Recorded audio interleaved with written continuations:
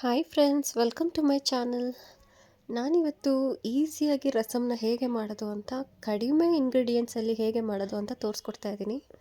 ಈ ರಸಮ್ಮು ನಿಮಗೆ ನೆಗಡಿ, ಕೆಮ್ಮು ಇದಕ್ಕೆಲ್ಲ ತುಂಬ ಹೆಲ್ಪ್ ಆಗುತ್ತೆ ಮತ್ತು ಬೇಗ ಕೂಡ ಆಗುತ್ತೆ. ಇದಕ್ಕೆಲ್ಲ ಏನೇನು ಇಂಗ್ರೀಡಿಯೆಂಟ್ಸ್ ಬೇಕು ಅಂತ ನೋಡ್ಕೊಂಬರೋಣ ಬನ್ನಿ.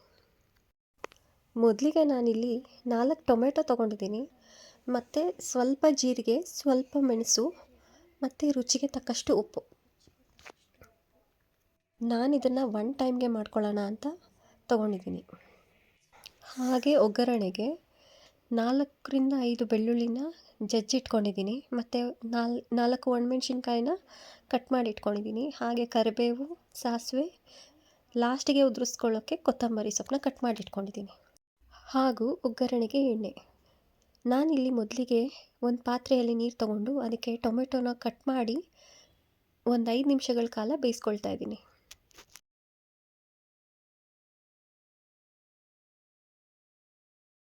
5 ನಿಮಿಷ ಆಗಿದೆ. ಇವಾಗ ಟೊಮೆಟೊ ಬೆಂದಿದೆ.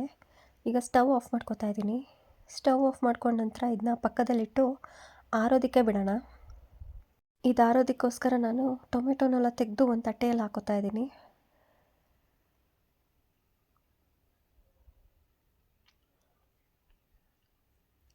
ನೀವು ಬೇಕಿದ್ರೆ ಸಿಪ್ಪೆ ತೆಗೆದು ಕೂಡ ನೀವು ಟೊಮೆಟೊನ ಯೂಸ್ ಮಾಡ್ಕೋಬೋದು. ನಾನಿಲ್ಲಿ ಸಿಪ್ಪೆ ತೆಗೆದಿಲ್ಲ. ಮತ್ತು ಈ ನೀರನ್ನು ನಾನು ಒಂದು ಗ್ಲಾಸ್ಗೆ ಹಾಕಿಟ್ಕೋತಾ ಇದ್ದೀನಿ.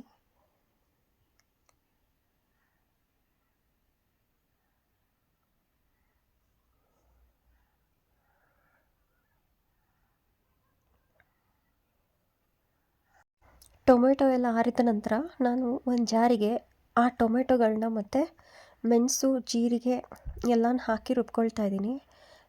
ತೀರಾ ನುಣ್ಣಗೆ ರುಬ್ಕೋಬೇಕು. ಆದಷ್ಟು ನುಣ್ಣಗೆ ರುಬ್ಕೊಳ್ಳಿ. ರುಬ್ಬಿದ ನಂತರ ಹೀಗಾಗುತ್ತೆ.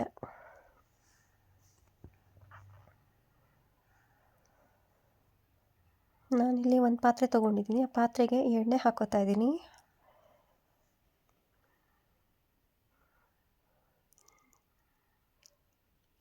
ನಂತರ ಒಗ್ಗರಣೆಗೆ ಏನೇನು ಐಟಮ್ ಹೇಳಿದೆ ಅದೆಲ್ಲ ಹಾಕೋತಾ ಇದ್ದೀನಿ. ಮೊದಲಿಗೆ ಬೆಳ್ಳುಳ್ಳಿ, ಕರಿಬೇವು, ಒಣಮೆಣ್ಸಿನ್ಕಾಯಿ, ಸಾಸಿವೆ ಎಲ್ಲನೂ ಹಾಕೋತಾ ಇದ್ದೀನಿ.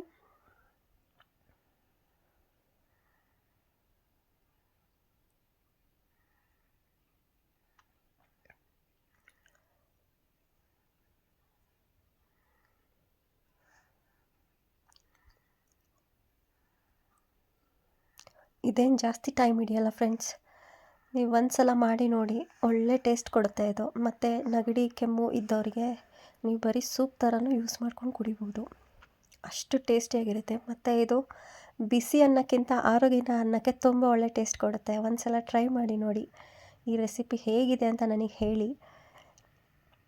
ನಂತರ ಒಗ್ಗರಣೆ ಮಾಡಿ ಆದಮೇಲೆ ಇದಕ್ಕೆ ನಾವು ಮಿಕ್ಸಿ ಮಾಡ್ಕೊಂಡಿರೋ ಪೇಸ್ಟ್ ಏನಿದೆ ಅದನ್ನು ನಾವು ಇದಕ್ಕೆ ಆ್ಯಡ್ ಮಾಡ್ಕೋಬೇಕು.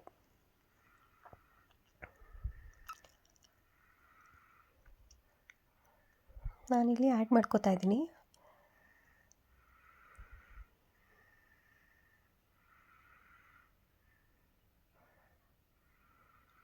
ನಂತರ ನಾನು ಇದಕ್ಕೆ ಗ್ಲಾಸಲ್ಲಿ ನೀರು ಹಾಕಿ ಇಟ್ಕೊಂಡಿದ್ನಲ್ಲ, ಟೊಮೆಟೊ ಬೇಯಿಸಿರೋ ನೀರು, ಅದನ್ನು ಹಾಕಿ ಮಿಕ್ಸ್ ಮಾಡ್ಕೊಳ್ತಾ ಇದ್ದೀನಿ.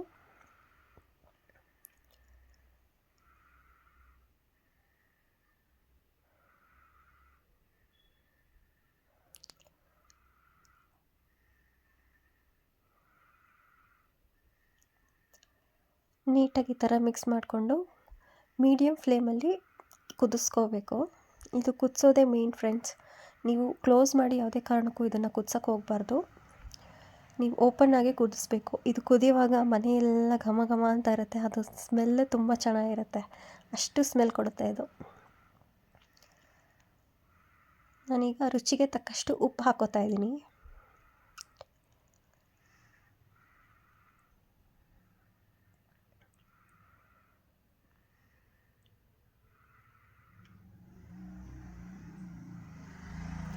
ನಾನು ಫಸ್ಟು ಸ್ವಲ್ಪ ಹೊತ್ತು ಮುಚ್ಚಿ ಕುದಿಸ್ಕೊತೀನಿ. ಅದಾದಮೇಲೆ ನಾನು ಓಪನ್ನಾಗಿ ಕುದಿಸೋಕ್ಕೆ ಸ್ಟಾರ್ಟ್ ಮಾಡ್ತೀನಿ.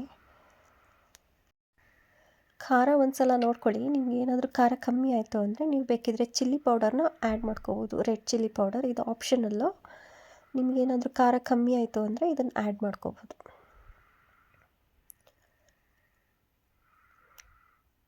ಕೊನೆಯದಾಗಿ ನಾನು ಇಲ್ಲಿ ಕೊತ್ತಂಬರಿ ಸೊಪ್ಪನ್ನ ಹಾಕ್ತಾಯಿದ್ದೀನಿ. ಹಾಕಿಬಿಟ್ಟು ಓಪನ್ನಾಗಿ ಕುದಿಸ್ಬೇಕು ಫ್ರೆಂಡ್ಸ್.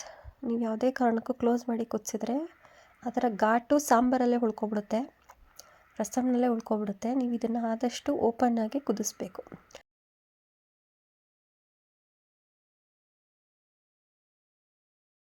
ಮತ್ತು ಈ ರಸಮ್ನ ಕುದಿಸೋದೇ ತುಂಬ ಇಂಪಾರ್ಟೆಂಟು. ನಾವು ಹೇಗೆ ಕುದಿಸ್ತೀವಿ ಅನ್ನೋದರಲ್ಲಿ ಇದ್ರ ಟೇಸ್ಟ್ ಬರುತ್ತೆ. ಹಾಗಂತ ಜಾಸ್ತಿ ಕುದ್ಸೋಕ್ಕೆ ಹೋಗಬೇಡಿ, ಆಮೇಲೆ ಉಪ್ಪು ಆಗಿಬಿಡುತ್ತೆ. ಇದನ್ನು ಮೀಡಿಯಮ್ ಫ್ಲೇಮಲ್ಲಿ ಒಂದು 5 to 10 ಮಿನಿಟ್ಸ್, ಮ್ಯಾಕ್ಸಿಮಮ್ ಅಂದರೆ 15 ಮಿನಿಟ್ಸ್ವರೆಗೂ ಚೆನ್ನಾಗಿ ಕುದಿಸ್ಕೊಳ್ಳಿ. ಈ ರಸಮ್ಮು ನಾನು ಆಗಲೇ ಹೇಳ್ದಂಗೆ ನೆಗಡಿ ಕೆಮ್ಮು ಇರುವಾಗ ಇದು ಮಾಡ್ಕೊಂಡು ಕುಡಿದ್ರೆ ಒಳ್ಳೆ ರಿಲೀಫ್ ಕೊಡುತ್ತೆ. ನೀವು ಒಂದು ಸಲ ಟ್ರೈ ಮಾಡಿ ನೋಡಿ, ಒಳ್ಳೆ ರಿಲೀಫ್ ಕೊಡುತ್ತೆ. ಬ್ಯಾಚುಲರ್ಸ್ ಇರೋರು ಕೂಡ ಈ ಥರ ರಸಮ್ನ ಈಸಿಯಾಗಿ ಮಾಡ್ಕೋಬೋದು. ಮತ್ತು ಇದನ್ನು ಮಕ್ಳಿಗೆ ಕೊಡೋದಿದ್ರೆ ಓನ್ಲಿ ಮೆಣಸು ಹಾಕಿ ಮಾತ್ರ ಮಾಡಿ, ಚಿಲ್ಲಿ ಪೌಡರ್ನ ಸ್ಕಿಪ್ ಮಾಡ್ಕೋಬೋದು. ಈಗ ರಸಮ್ ಚೆನ್ನಾಗಿ ಕುದ್ದು ಮನೆಯೆಲ್ಲ ಘಮ ಘಮ ಅಂತ ಸ್ಮೆಲ್ ಬರ್ತಾಯಿದೆ. ಇದಾಗಿದೆ ಅನ್ಕೋತೀನಿ. ನಾನು ಸ್ಟವ್ ಆಫ್ ಮಾಡ್ಕೋತಾ ಇದ್ದೀನಿ. ಇವಾಗ ನಮ್ಮ ರಸಮ್ ರೆಡಿಯಾಗಿದೆ. ನೋಡಿದ್ರಲ್ಲ ಫ್ರೆಂಡ್ಸ್, ಕಡಿಮೆ ಇಂಗ್ರೀಡಿಯೆಂಟ್ಸಲ್ಲಿ ಕಡಿಮೆ ಸಮಯದಲ್ಲಿ ಹೇಗೆ ಇನ್ಸ್ಟಂಟಾಗಿ ರಸಮ್ನ ಮಾಡ್ಕೋಬೋದು ಅಂತ. ಇದನ್ನು ನಾವು ವೈಟ್ ರೈಸ್ ಜೊತೆ ತುಂಬ ಒಳ್ಳೆ ಕಾಂಬಿನೇಷನ್ ಆಗಿರುತ್ತೆ, ಸಖತ್ತಾಗಿರುತ್ತೆ ಟೇಸ್ಟ್. ಒಂದು ಸಲ ಮಾಡಿ ಟ್ರೈ ಮಾಡಿ ನೋಡಿ. ಇಷ್ಟ ಆದರೆ ಕಮೆಂಟ್ ಸೆಕ್ಷನಲ್ಲಿ ನಿಮ್ಮ ಒಪಿನಿಯನ್ ಹಾಕಿ. ಹಾಗೆ ಇನ್ನಷ್ಟು ರೆಸಿಪಿಗಳಿಗೆ ನನ್ನ ಚಾನಲ್ನ ಸಬ್ಸ್ಕ್ರೈಬ್ ಮಾಡಿ ಸಪೋರ್ಟ್ ಮಾಡಿ. Thank you.